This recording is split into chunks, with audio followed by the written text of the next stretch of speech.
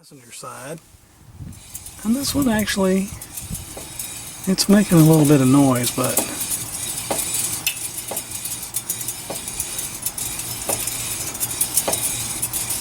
not sure. So we'll know more once we get the brakes off. Well, this one's got a lot more growl to it. So I'm kind of thinking this one, the bearings are shot on this side.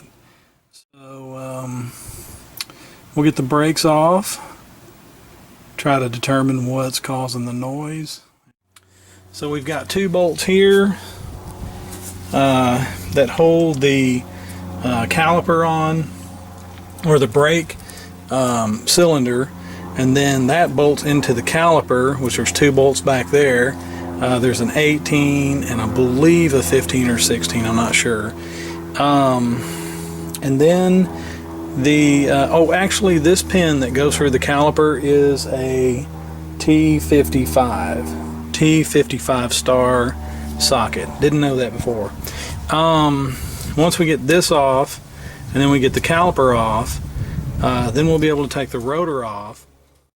Okay, so pull the the brake cylinder off, rolled it up and set it up there. Be careful with the hose right here. You don't want to break that.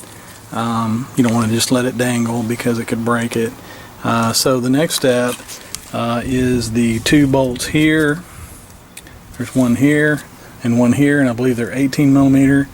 And then this caliper along with the brake pads will come off. Okay, so I'm taking the caliper off now. This was an 18 millimeter. I used my torque wrench for leverage because it was on there pretty tight. I'm not sure what the spec is. I'm doing about 80 pounds when I put them back on. There's the brake pads. We get new clips because I bought the premium pads, and if you do, you get new clips for it. There's the caliper holder. There it is. Now I can take the rotor off. So basically these studs stay in with the wheel bearing assembly, and listen to this. And it's like a clicking noise. I can hear it when I'm going down the road. So pretty sure it's going to take care of that. Okay, so I turned the wheel, the steering, to the left so I could get access to these bolts. But to give you an idea, there's 1, 2, and 1 in the back. I'm not sure if you can see it. So that's what we're taking off. And then this assembly, the dust cover. Okay, so first thing, I pulled the wire off, unplugged it up here, pulled out the wiring holders here, here, and it's laying over here now. And so the wheel should come out, and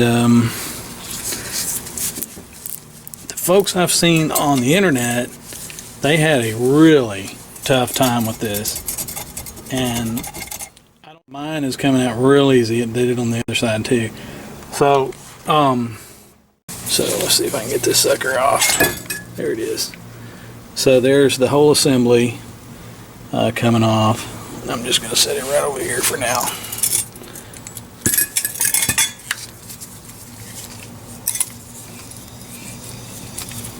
So there we go. And there you can see the grease in there. So I'm going to clean that out and then start reassembling. And that's it.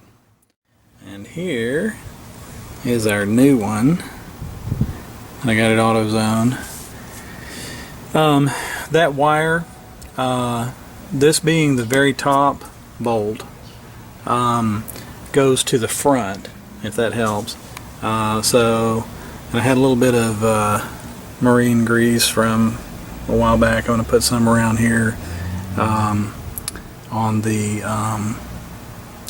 holder. I guess it's a spindle holder for the wheel bearing. And just to kind of make it go in smooth, and if I ever have to do this again, I hope I don't, that it'll come out easier. I've got the caliper holder, the caliper bolted back on, two bolts here and here. Got Got my new pads in. Next I need to come around to these guys and compress them.